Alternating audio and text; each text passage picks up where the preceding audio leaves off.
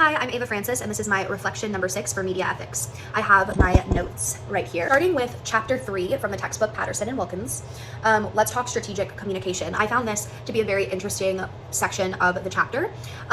It goes into talking about a lot of things, one of those being behavioral marketing, which is also sometimes called behavioral targeting. This is used to increase the effectiveness of advertising by really dealing with data created by us users while we surf the web and other digital platforms.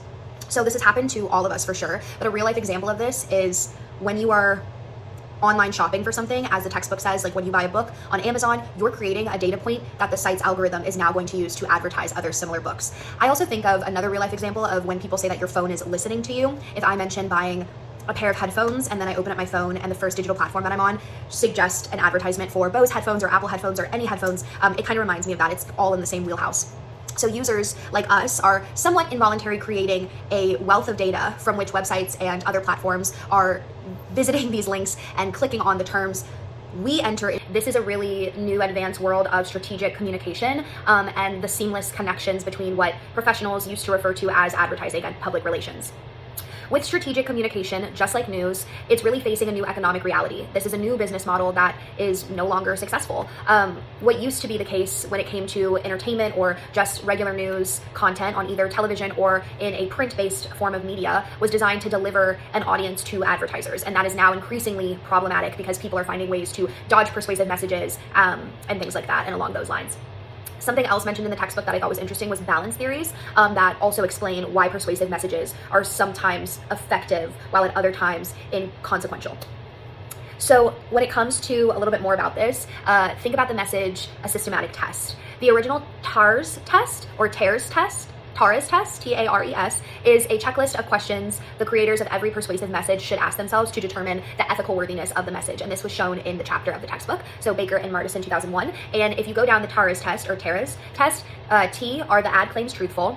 A, is the ad claim authentic? R, does the ad treat the receiver with respect? E, is there equity between the sender and the receiver? And finally, S, is the ad socially responsible? So I think this is just a way to check the ethical landscape.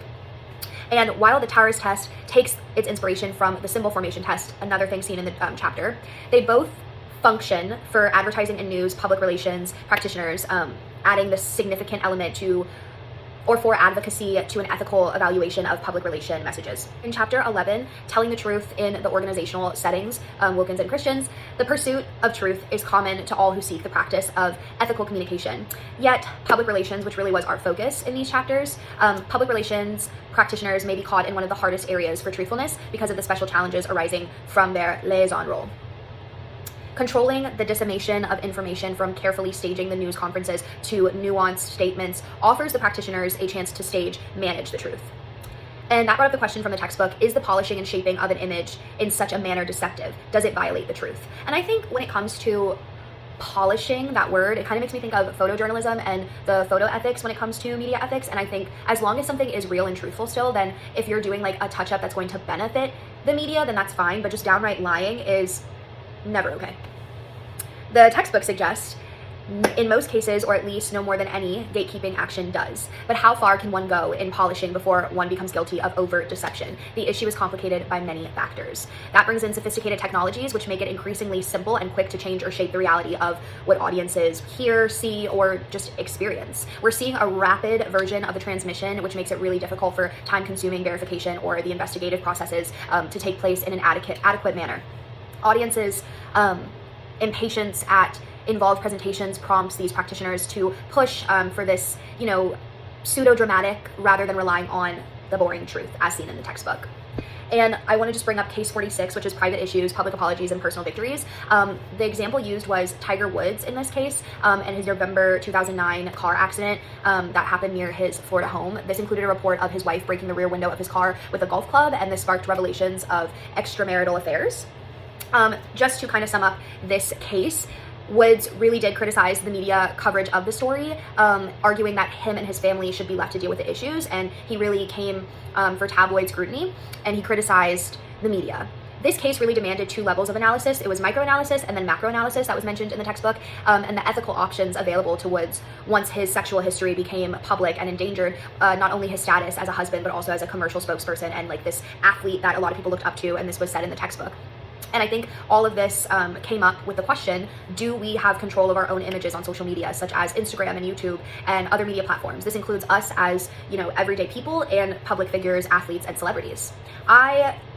In a way, I think we as everyday people have control of our own images, because most of the time you're running your social media platforms. Like, I have total control and access over my Instagram and my blog and, any platform that I have access to. But for a celebrity, in a way, it's like they could be the ones controlling their Instagram or their TikTok account, but the public media, whether that's a news outlet like Entertainment Weekly or ESPN, not necessarily. And honestly, even with their own social media accounts on their iPhones, that could be run by a PR team or a digital assistant. So I think it's different for celebrities and public figures, but for an everyday person, 9 times out of 10 we have control of our media. But who has access to our media behind the scenes? No one is in this privacy factor. We know that there's deeper layers to that conversation when it comes to social media apps and how much access or privacy, I should say, we really have as users of social media and other digital platforms. When looking at these case studies, I wanted to keep in mind what page 237 of Roberts and Black, the textbook, said, and this was the 4th question. And it kind of talks about case studies and really, as you work through these case studies, making your decisions and analyzing the values involved. So that was interesting. And that brings me to case 51, which is accelerating recalls. So the Wall Street Journal detailed the timeline of the 2007 to 2010 acceleration related recalls. In March 2007, the National Highway Traffic Safety Administration began investigating 5 complaints about the gas pedals in the 2007 Toyota Lexus, and the pedals seemed to suddenly accelerate. This was following a fatal accident involving a 2007 Camry. This notified Toyota that it should recall its all-weather floor mats, as they apparently could interfere with proper gas pedal control. Using the Potter box method for analysis, as stated in the textbook, really could help clarify the ethical options that Toyota could have exercised in communicating in the United States about these issues, and the situation itself was just very complicated. The primary values operating in this case are tied to these situational factors. As the global economy slowed, the economic values of the profitability and brand equity were increasingly important, although truthfulness and concern for others demanded consideration as well. Encouragingly, Toyota seemed to grow far more eager to be accountable to its consumers and the people buying their brand, which their vehicles, and its regulators as the situation unfolded.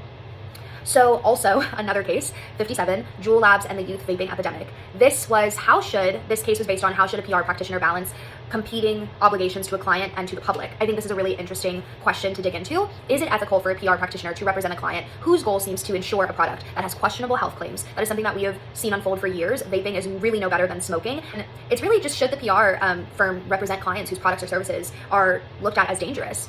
So that was my reflection number 6. Thank you so much.